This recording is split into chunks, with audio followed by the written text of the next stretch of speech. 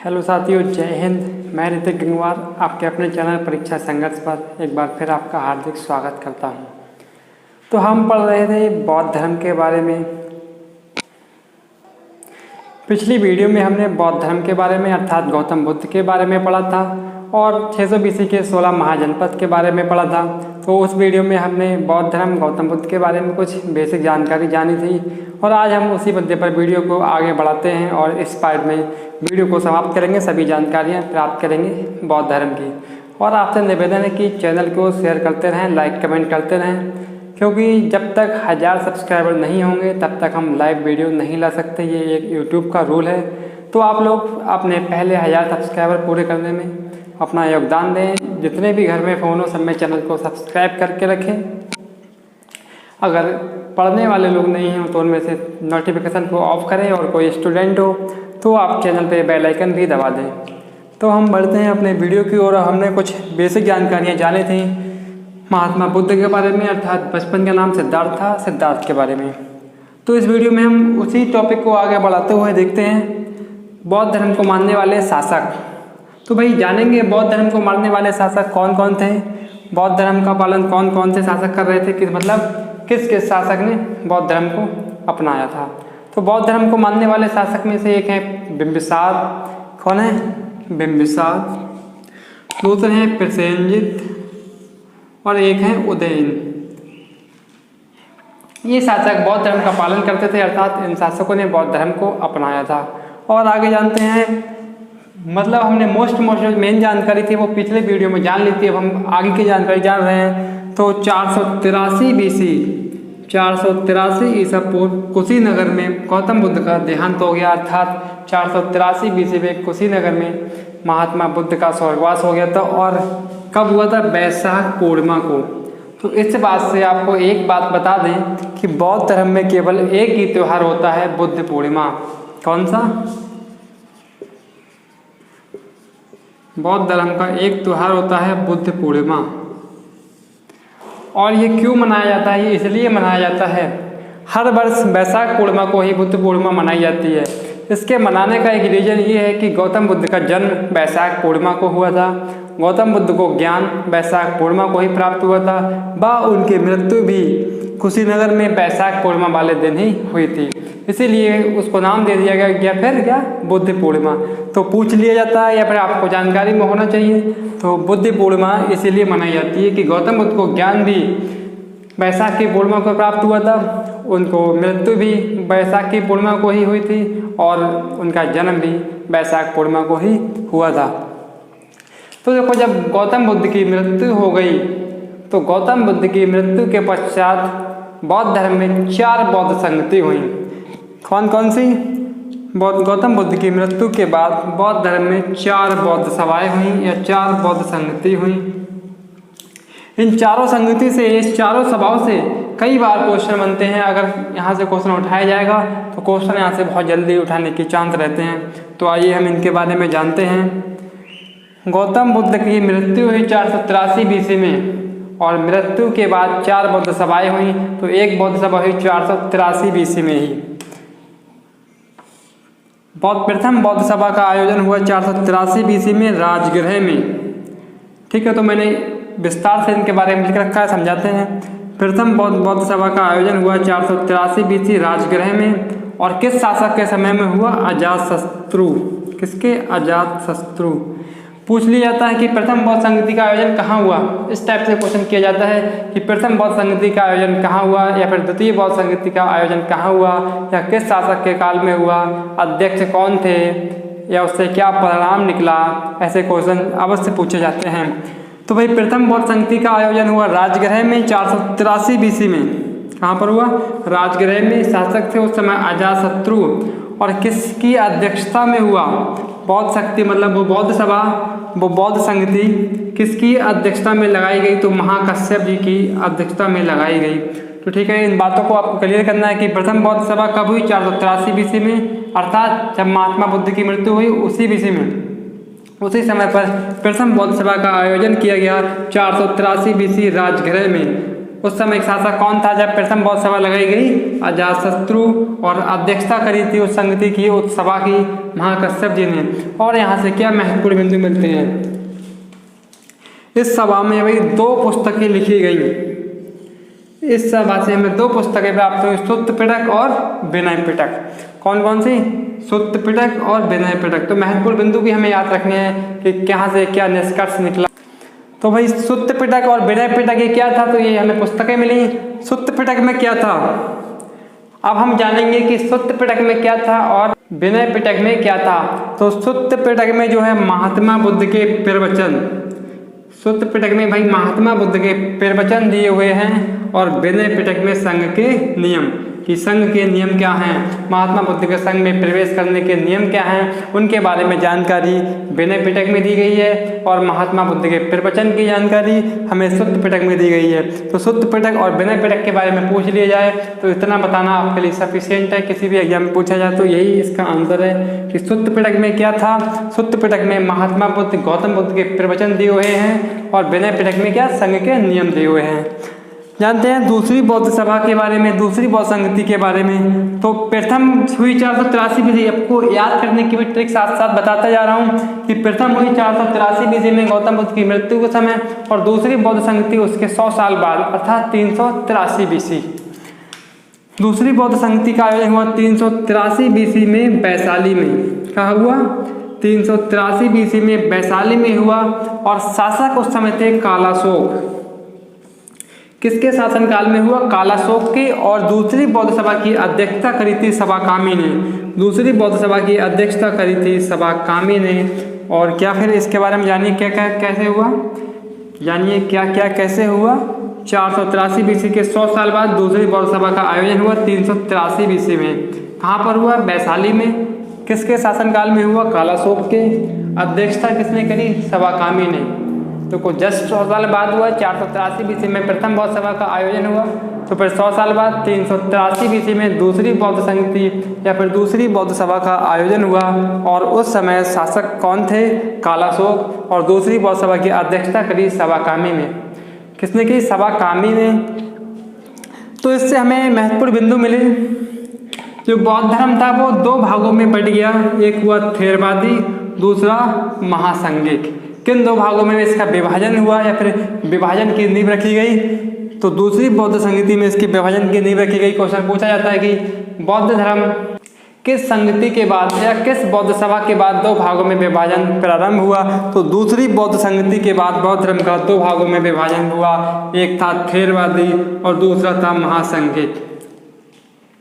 हालांकि इससे ज़्यादा कुछ परिणाम देखने को नहीं मिले, बस 2 पार्टियों में बंटना प्रारंभ हो गया था, लेकिन इसका कोई महत्वपूर्ण परिणाम नहीं निकला। इसीलिए इसके बारे में कम जानते हुए आगे जानते हैं। फिर हमारी तीसरी बौद्ध सभा है, जो तीसरी बौद्ध संगति है, वो उसका आयोजन हुआ 255 BC में, लेकिन कहीं कहीं 247 BC भी दिया जाता है। तो आपको कन्फ्यूज नहीं होना है, जैसा ऑप्शन के अकॉर्डिंग मिलेगा वैसा ही आंसर लगाना है। बस मेन जानिए कि 255 BC। कहाँ हुआ? पाटलिपुत्र में। स्थान क्या था? 255 BC में पाटलिपुत्र। और शासक इस समय थे अशोक। जब तीसरी बौद्ध सभा का आयोजन हुआ तो अशोक का शासन था। शासन पूछ लिया जाता कि तीसरी सभा में कौन शासक थे? तो भी अशोक थे। कहाँ पर हुआ? तो वही पाटलिपुत्र में हुआ। कब हुआ? 255 BC में हुआ। और तीसरी बौद्ध सभा की अध्यक्षता किसने करी? तो भाई तीसरी बौद्ध सभा की अध्यक्षता करी मोगलीपुत्र तिस्स ने। तीसरी बौद्ध सभा की अध्यक्षता करी मोगलीपुत्र तिस्स ने। और इससे क्या महत्वपूर्ण बिंदु निकले? इससे महत्वपूर्ण बिंदु इसे एक तीसरी पुस्तक मिली, अभिधम्म पिटक। हमें प्रथम बौद्ध सभा से मिली थी सुत्त पिटक और विनय पिटक। और द्वितीय बौद्ध सभा से हमें महत्वपूर्ण बिंदु मिला था कि इसका 2 पार्ट में विभाजन प्रारंभ हुआ।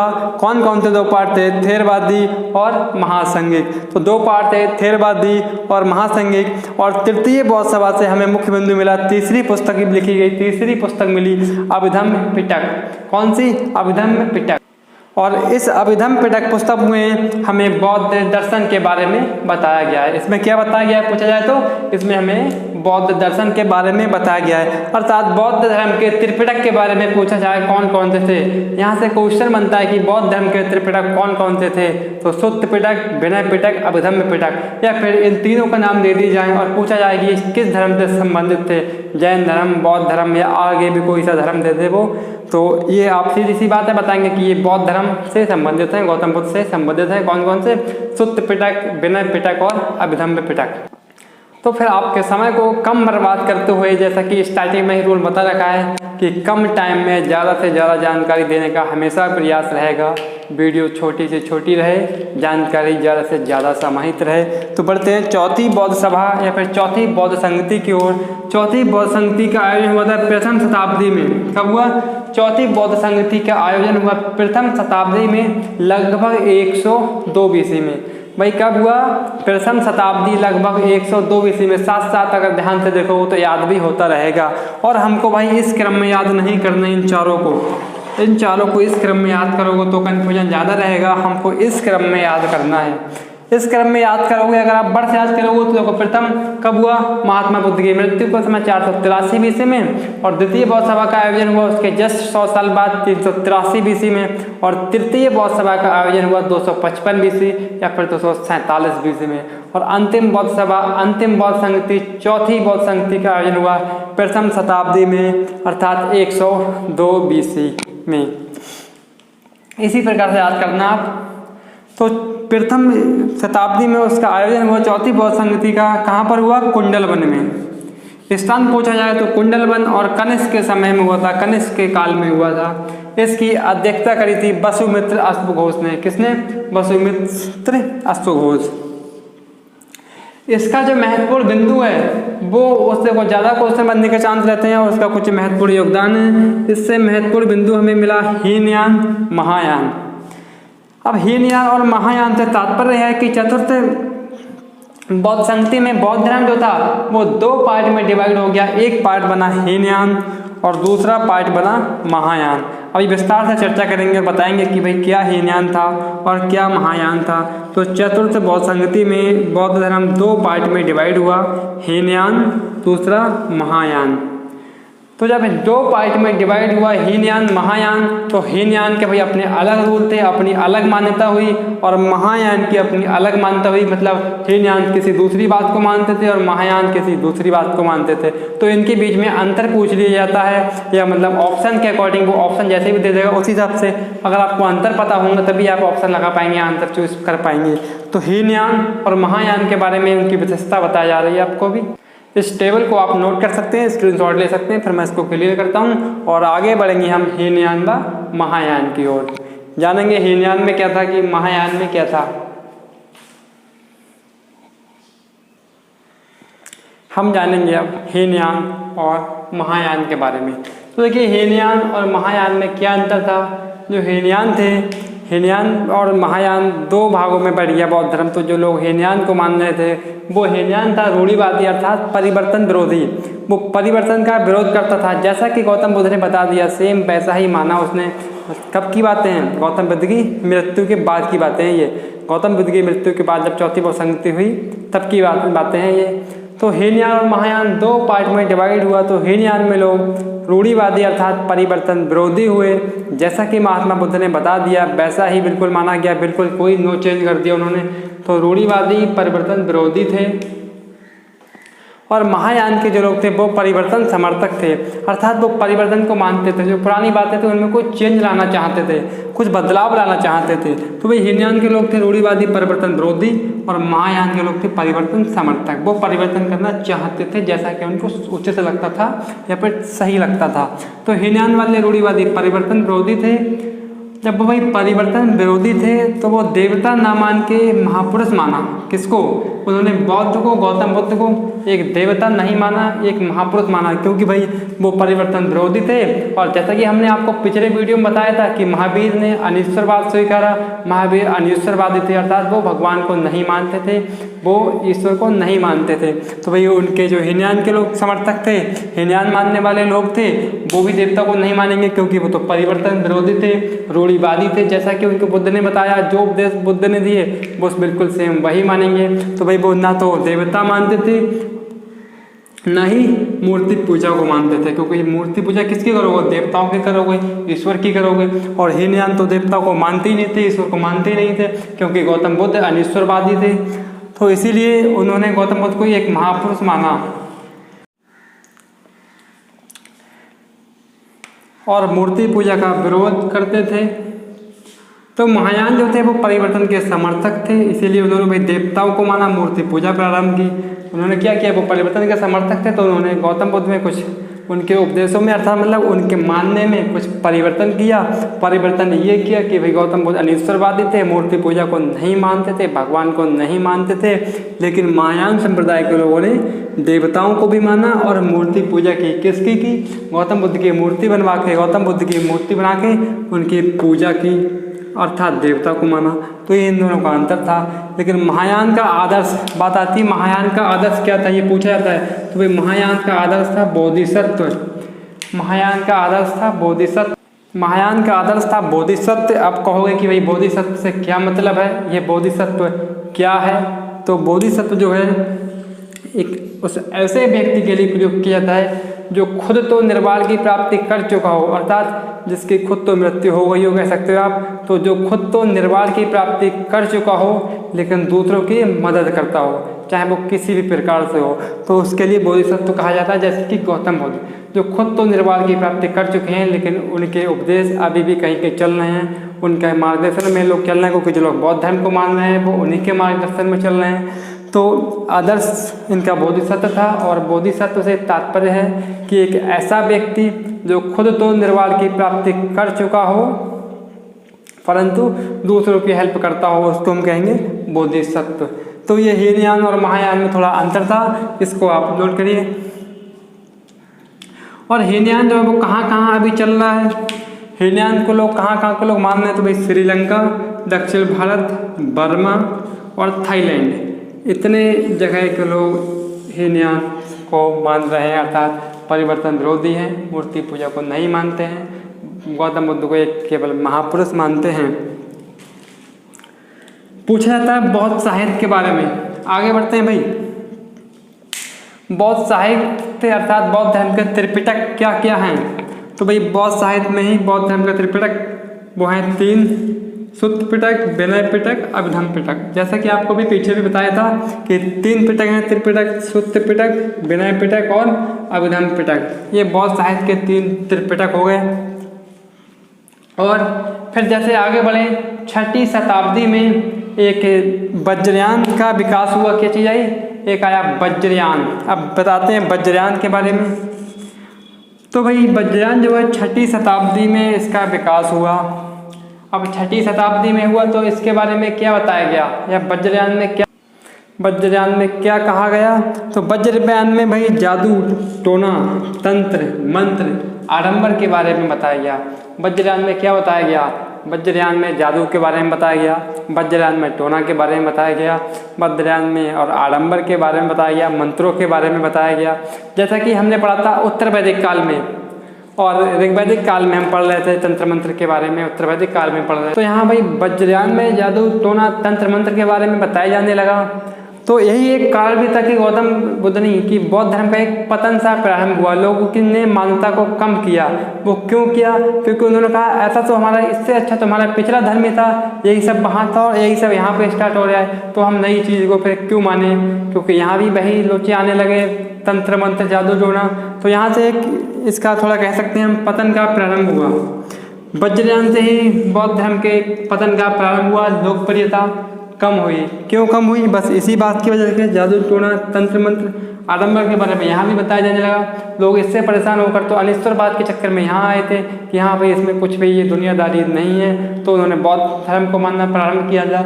लेकिन समय के साथ वज्रयान में यहाँ भी वही होने लगा, जादू टोना, तंत्र मंत्र, तो इसका भी पतन प्रारंभ होने लगा, बौद्ध धर्म की लोकप्रियता कम होने लगी। और ये पूछा जाता है कि लाइट ऑफ एशिया किसको कहा गया है, तो भाई एडविन अर्नाल्ड ने अपनी पुस्तक, किसने, एडविन अर्नाल्ड ने लाइट ऑफ एशिया कहा है गौतम बुद्ध को, अर्थात प्रकाश का ज्योतिपुंज। गौतम बुद्ध को ही प्रकाश का ज्योतिपुंज लाइट ऑफ एशिया कहा है एडविन अर्नाल्ड। एडविन अर्नाल्ड ने अपनी पुस्तक में कहा है लाइट ऑफ एशिया किसके बारे में कहा है, महात्मा बुद्ध के बारे में, गौतम बुद्ध के बारे में। और लाइट ऑफ एशिया का अर्थ होता है कि प्रकाश का ज्योतिपुंज। अब हम जानते हैं कि बौद्ध धर्म के 3 रत्न थे, बौद्ध धर्म के त्रिरत्न। हम बौद्ध धर्म के त्रिरत्न के बारे में जानेंगे। भाई देखो, बौद्ध धर्म के 3 त्रिरत्न हैं। बौद्ध धर्म के 3 त्रिरत्न कौन कौन से हैं? बुद्ध के 3 त्रिरत्न, देखो बौद्ध धर्म के 3 त्रिरत्न हैं। पहला हुआ बुद्ध, दूसरा एक है धम्म और तीसरा है संघ। 3 त्रिरत्न के बारे में पूछा जाता है तो 3 त्रिरत्न हैं, बुद्ध, धम्म और संघ। तो आपको याद कर देना है या पूछ लिया अभी, बुद्ध, धम्म, संघ किस धर्म के त्रिरत्न हैं? जैन धर्म, बौद्ध धर्म, जे की भो। तो भाई बौद्ध धर्म के 3 रत्न बुद्ध, धम्म और संघ, इन तीनों को आपको याद करना है। और बौद्ध धर्म के अनुयायी के बारे में जानेंगे। तो बौद्ध धर्म के अनुयायी मतलब बौद्ध धर्म को मानने वाले या फिर प्रचार करने वाले। तो बौद्ध धर्म के अनुयायी 2 भागों में थे। कौन 2 भागों में थे? बौद्ध धर्म के अनुयायी 2 भागों में थे। एक तो थे भिक्षुक और दूसरे थे उपासक। तो इनके मतलब समझाते हैं, भिक्षुक क्या थे और उपासक क्या थे। तो भाई बौद्ध धर्म के अनुयायी में जो पहले भिक्षुक थे वो है जिन्होंने बौद्ध धर्म के प्रचार प्रसार के लिए जिन्होंने बौद्ध धर्म का प्रचार करना प्रारंभ किया और प्रचार करने के लिए घर बार छोड़ दिया, सन्यासी होगा किसकी तरह? गौतम बुद्ध की तरह। अर्थात भिक्षुक उनको कहा गया जिन्होंने बौद्ध धर्म के प्रचार के लिए गृहस्थ जीवन का त्याग कर दिया और सन्यासी जीवन को अपनाया। तो ऐसे लोगों को कहा गया है भिक्षुक। तो भिक्षुक का तात्पर्य आप समझ गए होंगे। बुद्ध धर्म के अनुयायी 2 भागों में थे, भिक्षुक और उपासक। तो वही मैंने यहाँ लिखा सन्यासी। तो सन्यासी के तात्पर्य है भिक्षुक उन्हें कहा गया जिन्होंने बौद्ध धर्म के प्रचार प्रसार के लिए गृहस्थ जीवन का त्याग किया और सन्यासी जीवन को अपनाया, उन्हें कहा गया भिक्षुक। और दूसरे पार्ट में जो थे उपासक, तो जिन्होंने सन्यासी जीवन को नहीं अपनाया। क्या? भिक्षुकों ने सन्यासी जीवन को अपनाया, लेकिन उपासक जो थे उन्होंने पारिवारिक जीवन के साथ साथ मतलब गृहस्थ जीवन के साथ साथ ही बौद्ध धर्म का प्रचार शुरू किया। उन्होंने अपने परिवार से भी संबंध रखे और बौद्ध धर्म का प्रचार प्रसार भी किया, अर्थात दोनों कामों को साथ साथ किया। उन्होंने कोई सन्यासी धर्मावेश नहीं किया, तो उन्हें कहा गया उपासक। तो इसीलिए कहा गया कि पारिवारिक जीवन के साथ साथ जिन्होंने बौद्ध धर्म का प्रचार प्रसार किया उन्हें उपासक कहा गया। परंतु जिन्होंने पारिवारिक जीवन गृहस्थ जीवन का त्याग कर दिया, सन्यासी जीवन को अपना लिया, उनको कहा गया था भिक्षुक। वो प्रचार प्रसार में बौद्ध धर्म के इतने मग्न हो गए कि वो भी बौद्ध धर्म का दूसरा रूप बनना चाह रहे थे। क्या? गौतम बुद्ध का दूसरा रूप बोले तो उन्होंने भी घर परिवार सब छोड़ के संन्यास जीवन को अपनाया और उन्हें कहा गया भिक्षुक। और बौद्ध धर्म में प्रवेश लेने के लिए न्यूनतम आयु क्या थी? 15 वर्ष। कम से कम 15 वर्ष की आयु होनी चाहिए थी प्रवेश के लिए। तो आशा करता हूँ चीज़ें आप लोगों को क्लियर समझ में आई होंगी। और छोटी सी वीडियो में हमने बहुत गहन के बारे में जाना। पिछला पार्ट और ये पार्ट आप दोनों ही अवश्य देखें, तभी आपको पूरा लेक्चर समझ में आएगा। अगर आपने पहला पार्ट नहीं देखा है तो प्लेलिस्ट में जाके आप पहले इसका फर्स्ट पार्ट देखें, तभी ये समझ में आएगा। और जैसे कि दोनों पार्ट को कवर करने के बाद आप कहीं से भी, चाहे गूगल से चाहे किसी ऐप से, इस चैप्टर अर्थात इस टॉपिक बौद्ध धर्म से कोई भी क्विज लगा लें या कोई भी मॉक लगा लें, तो ये यहाँ से कवर करने के बाद आप मॉक लगा के जो भी प्रश्न मिलेंगे, पहली बात तो अधिकतर क्वेश्चन आपको वीडियो से ही मिल जाएंगे, किसी भी मॉक में लगाएं, और जो नहीं मिलेंगे वो आपके क्लियर हो जाएंगे। उसके बाद जैसे भी जितने भी क्वेश्चन बौद्ध धर्म से बनेंगे वो सब आपके रेडी होंगे एग्जाम लेवल के लिए। तो चैप्टर पढ़ने के बाद उसी चैप्टर से चैप्टर वाइज मॉक अवश्य लगाया करें, इससे और कुछ बहुत ही फायदा होता है। ठीक है, मॉक लगाएंगे तो जो क्वेश्चन छूटते होंगे वो भी मिलेंगे और जो आपने लेक्चर में पढ़ा है वो भी मिलेगा। तो मॉक को अवश्य लगाएं, चाहे गूगल से लगाएं, चाहे किसी ऐप से लगाएं, चाहे कहीं से भी क्विज लगाएं। ठीक है, तो आगे की वीडियो में हम पढ़ेंगे जैन धर्म के बारे में, किसके? महावीर स्वामी के बारे में, वर्धमान के बारे में। महावीर स्वामी और वर्धमान दोनों एक ही हैं। इनके बचपन का नाम सिद्धार्थ और महावीर स्वामी के बचपन का नाम वर्धमान। तो अगली वीडियो में हम महावीर स्वामी के बारे में पढ़ेंगे, जैन धर्म के बारे में पढ़ेंगे। तो भाई बने रहिए। अगर वीडियो पसंद आई है जरा से भी तो लाइक कमेंट करें, जिससे कि आगे की वीडियो जल्दी बनाने का हौसला बना रहे।